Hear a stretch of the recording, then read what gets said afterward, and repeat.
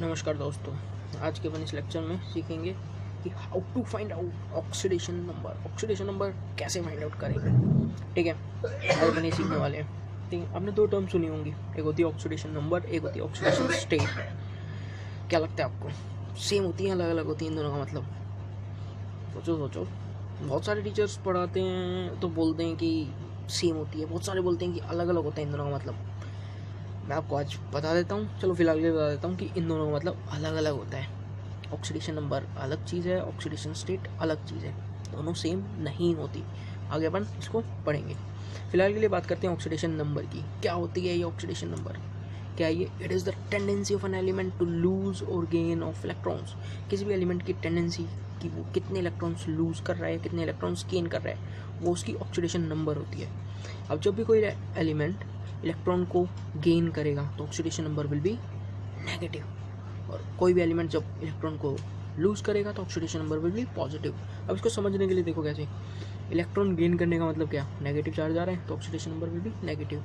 Electron lose करने का मतलब क्या हो गया, नेगेटिव चार्ज दूर जा रहा है, कम हो रहा है तो oxidation number will be positive. चलो एक बात बताओ, कोई भी एलिमेंट ये इलेक्ट्रॉन लूज या गेन करता क्यों है भाई? क्या प्रॉब्लम आ गई उसको जो इलेक्ट्रॉन लूज या गेन कर रहा है?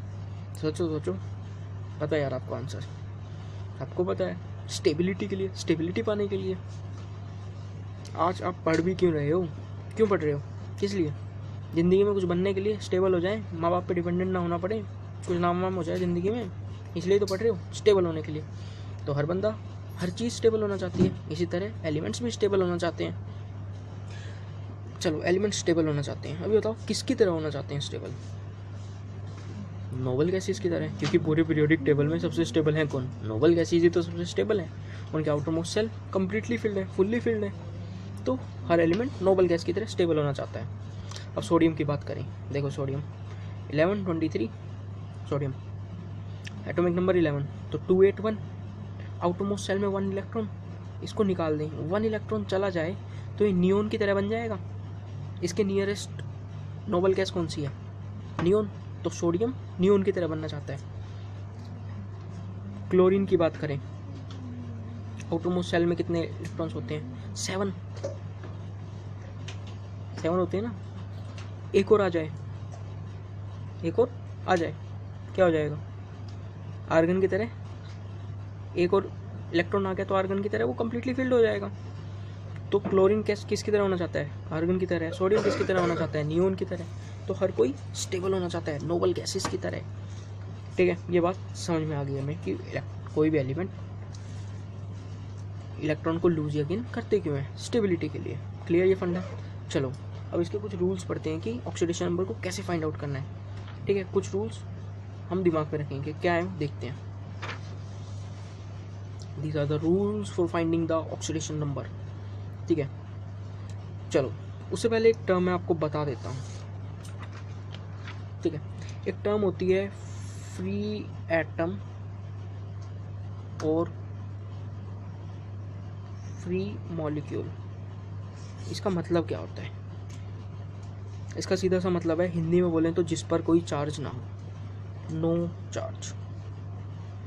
फ्री एटम जो अपने नेचर में वो किस फॉर्म में पाया जाता है, वो फ्री एटम। जैसे सोडियम की बात करें तो Na में, हाइड्रोजन H2 की फॉर्म में पाया जाता है नेचर में, ऑक्सीजन O2 में, नाइट्रोजन N2 में, कैल्शियम Ca में, क्लोरीन Cl2 गैस, ये सब अपनी नेचर में इस फॉर्म में पाए जाते हैं। तो ये क्या हो गए? फ्री एटम, इनमें कोई चार्ज भी नहीं है। फ्री मॉलिक्यूल की बात करें, कोई भी मॉलिक्यूल ले लो भाई, H2O ले लो, क्या इस पर कोई चार्ज है? नहीं, ये फ्री मॉलिक्यूल है। CO2 ले लो, कुछ भी ले लो, H2S ले लो, कुछ भी ले लो, तो जिस पर कोई भी चार्ज ना हो वो होता है फ्री एटम या फ्री मॉलिक्यूल। एटम जो अपनी, फ्री एटम किसे बोलेंगे? जो अपनी नेचर में जिस फॉर्म में पाए जाते हैं। फ्री मॉलिक्यूल जिस पर कोई चार्ज ना हो। ओवरऑल इसका मतलब ये है, फ्री एटम या फ्री मॉलिक्यूल जिस पर कोई चार्ज ना हो, ठीक है।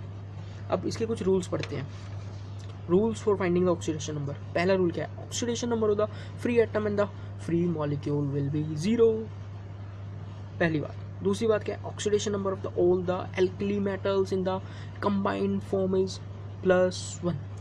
देखो एक वर्ड मैंने यहाँ लिखा है कंबाइंड फॉर्म में, क्या मतलब है? एल्कली मेटल्स कौन से हो गए? ग्रुप 1 के सारे elements, helium, sodium, potassium, caesium, ये सारे ग्रुप 1 एलिमेंट्स। तो कंबाइंड फॉर्म में ऑक्सीडेशन नंबर एल्कली मेटल्स की क्या होगी, +1। अब देखो कंबाइंड फॉर्म का मतलब कैसे, देखो सोडियम तो सीधा सीधा कैसे पाया जाता है, इस फॉर्म में पाया जाता है नेचर में, तो इसका तो ऑक्सीडेशन नंबर क्या हो गया, 0। पर मैं बात करूं कि NaH, सोडियम हाइड्राइड, अब देखो ये कंबाइंड फॉर्म होगी, मतलब किसी के साथ कंबाइन हो रहा है, ये कंपाउंड बना रहा है, तो इसमें इसकी ऑक्सीडेशन नंबर क्या होगी, +1, सोडियम की +1, ठीक है। या लिथियम हाइड्राइड, इसकी कितनी होगी, +1। जहाँ पे भी एल्कली मेटल दिखे कंबाइंड फॉर्म में उसकी +1 ऑक्सीडेशन नंबर। वो ऐसे क्यों है, अभी बताया आपको कि सोडियम एक इलेक्ट्रॉन लूज करके स्टेबल हो जाएगा। इसी तरह oxidation number of all the alkaline earth metals in combined form is always +2. Again combined form, alkaline earth metal group 2 elements, बेटा मांगे कार स्कूटर बहु radio, beryllium, magnesium, calcium, strontium and barium, ठीक है। अब कैल्शियम की बात करें, nature में इस फॉर्म में पाया जाता है, इसका तो ऑक्सीडेशन नंबर कितना हो गया, 0। पर कंबाइंड फॉर्म की बात करूँ, मान लो कुछ भी लेता हूँ, CaCO3, तो इस समय इधर कैल्शियम का ऑक्सीडेशन नंबर क्या होगा, +2, कंबाइंड फॉर्म में आ गया ना। MgSO4 की बात करूं, कितना, +2। बैरियम सल्फेट की बात करूं, +2। जहाँ भी कंबाइंड फॉर्म में ग्रुप 2 एलिमेंट्स दिखे उनका ऑक्सीडेशन नंबर +2, और एल्कली मेटल्स दिखे तो +1, ठीक है।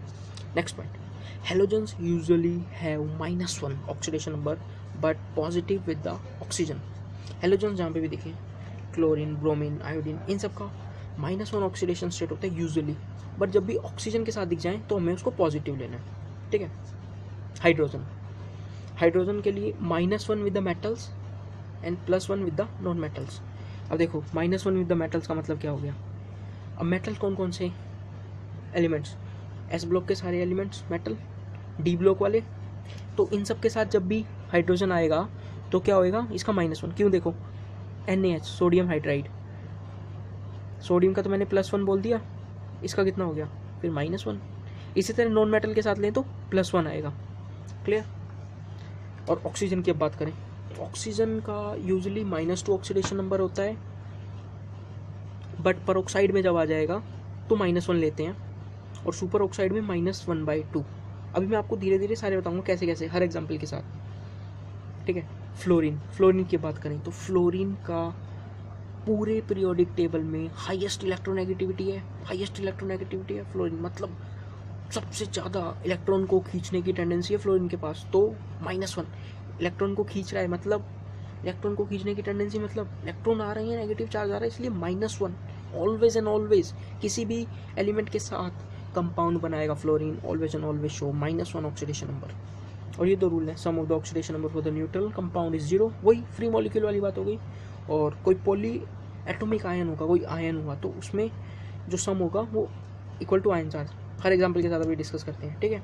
अभी 1 बाय 1 स्टार्ट करते हैं, ये सब रूल्स आपको दिमाग में रख लेने हैं, अपना सारा काम चल जाएगा, ठीक है। स्टार्ट करते हैं, देखो एग्जाम्पल लेते हैं,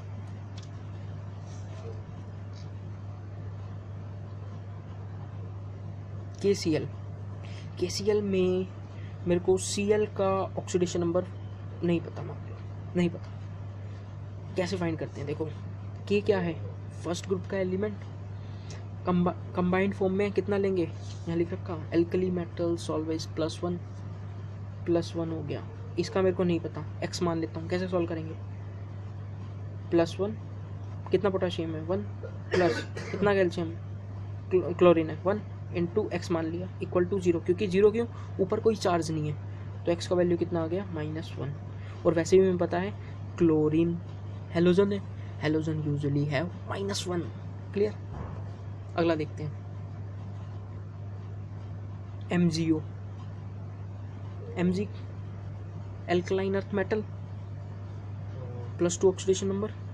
अब मान लो मेरे को ऑक्सीजन का नहीं पता, तो +2 इंटू 1, मतलब एक ही मैग्नीशियम है, प्लस इसका X मान लो कितना है 1 इंटू X, A1 क्यों है, क्योंकि एक ही ऑक्सीजन है, इक्वल टू 0 किस लिए, क्योंकि ऊपर कोई चार्ज नहीं है, तो यहाँ से X का वैल्यू कितना आ गया -2, वो वैसे भी मुझे पता है ऑक्सीजन यूजुअली है -2। अब देखो टोटल ऊपर कोई चार्ज जीरो नहीं है, तो देखो पूरा चार्ज न्यूट्रल होना चाहिए पूरा कंपाउंड, +2 -2 कितने 0, इसी तरह +1 -1 0। अगला एग्जाम्पल कार्बन ऑक्सीजन। अब मान लो मुझे कार्बन का ऑक्सीडेशन नंबर नहीं पता, ऑक्सीजन का तो पता है -2। ये जो है ना परऑक्साइड और सुपर ऑक्साइड, इसके एग्जाम्पल लेके अभी मैं आपको समझाता हूँ। यूजुअली कितना होता है -2, मेरे को इसका पता है कितना है -2। अब इसका x मान लूँ, जिसका नहीं पता उसका x मान लो। कितने कार्बन है 1 × x प्लस कितने ऑक्सीजन है 1 × एक का कितना है -2 = 0। 0 किस लिए, क्योंकि कोई भी कंपाउंड पे कोई चार्ज नहीं है, तो x का वैल्यू कितना आ गया +2, कार्बन का ऑक्सीडेशन नंबर +2। ठीक है, अगला एग्जाम्पल NH3।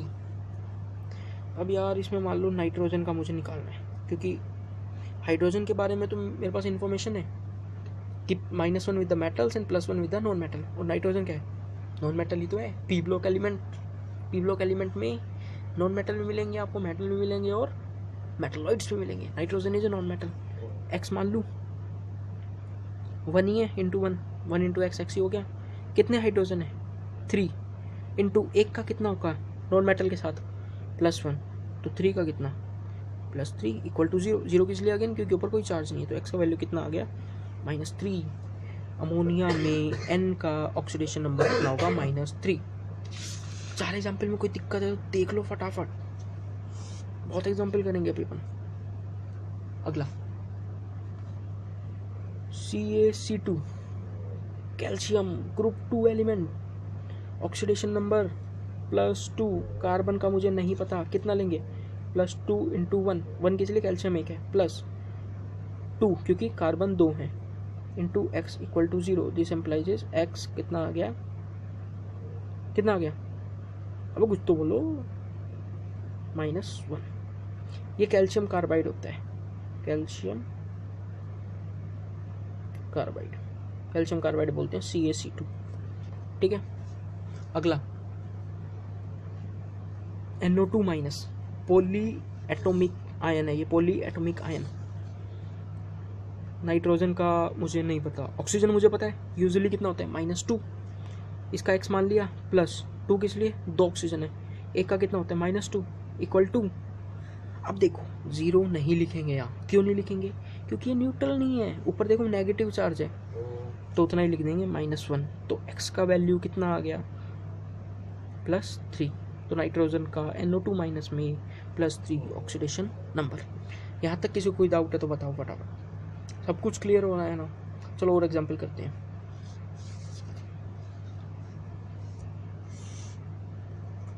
कोई मैं आपसे पूछ लूँ कि what is the oxidation number of aluminium, भाई Al, कितना बोलोगे 0। सर 0 क्यों, अरे भैया ये 0 है भाई, ध्यान से देख लेना। 0 क्यों भैया, ये तो एल्यूमिनियम अपने नेचर में फ्री एटम के रूप में पाया जाता है, तो फ्री एटम का ऑक्सीडेशन नंबर कितना 0। ठीक है, वही मैं बोल दूँ AlCl3 क्लोरीन हेलोजन है, यूजुअली कितना लेते हैं -1 हो गया, तो एल्यूमिनियम का नहीं पता मेरे को, तो एल्यूमिनियम का x मान लूँ +3 क्लोरीन है × -1 = 0, तो x का वैल्यू कितना आ गया +3, ये +3। अगला देखो और थोड़ा सा बड़ा वाला कंपाउंड करते हैं, HNO3। नाइट्रोजन क्या है non metal, hydrogen non metal के साथ कितना लेंगे सबको पता है +1। ऑक्सीजन यूजुअली कितना होता है -2, तो नाइट्रोजन का मेरे को नहीं पता। ठीक है, जिसका नहीं पता तो x मान लेते हैं +1। हाइड्रोजन का कितने हैं × 1 प्लस नाइट्रोजन कितना है 1 × x, जिसका निकालना है उसको x मान लो +3 कितने ऑक्सीजन, एक ऑक्सीजन का कितना होता है सबको पता है -2। और अगेन अब बताओ 0 लिखेंगे या नहीं लिखेंगे, नहीं लिखेंगे, क्योंकि ऊपर -2 चार्ज है, पॉली एटॉमिक आयन है ये -2। अब यहाँ से x का वैल्यू निकाल लो, कितना आ गया, ये कितना हो गया +5 हो गया। +5 हुआ ना, हाँ बिल्कुल +5 हो गया। यहाँ तक किसी को कोई दिक्कत हो तो बताओ। और भी बहुत एग्जाम्पल्स आपको करने हैं। यदि आपको ये रूल्स याद है ना, यदि आपको ये रूल्स पता है कि alkali metals +1 oxidation state show करते हैं कंबाइंड फॉर्म में, alkaline +2, halogens -1, positive with oxygen, hydrogen -1 with metals, +1 with non metals, ये सारे, तो आप कोई भी कंपाउंड का ऑक्सीडेशन नंबर फाइंड कर देंगे। अगले लेक्चर में इसी को थोड़ा सा कंटिन्यू करेंगे और प्रॉब्लम्स देखेंगे। ये सुपर ऑक्साइड वाली प्रॉब्लम्स बच गई, वो अगले लेक्चर में देखेंगे। ठीक है, यहाँ से आपको बिल्कुल बेसिक क्लियर हो जाना चाहिए कि ऑक्सीडेशन नंबर को फाइंड कैसे करना है। अब जो ये दुख वाला स्माइली था ना, हंसी में बदल लो भाई, आ गई होगी, क्यों ऑक्सीडेशन नंबर फाइंड करनी आ गई होगी तो खुश हो जाओ, और प्रॉब्लम्स अपन करेंगे। ठीक है, यहाँ तक कि जो कोई भी डाउट हो तो please mention in the comment box, या आपको कोई और टॉपिक समझना हो तो again mention in the comment box, and please like and subscribe my channel. Thank you friends, bye.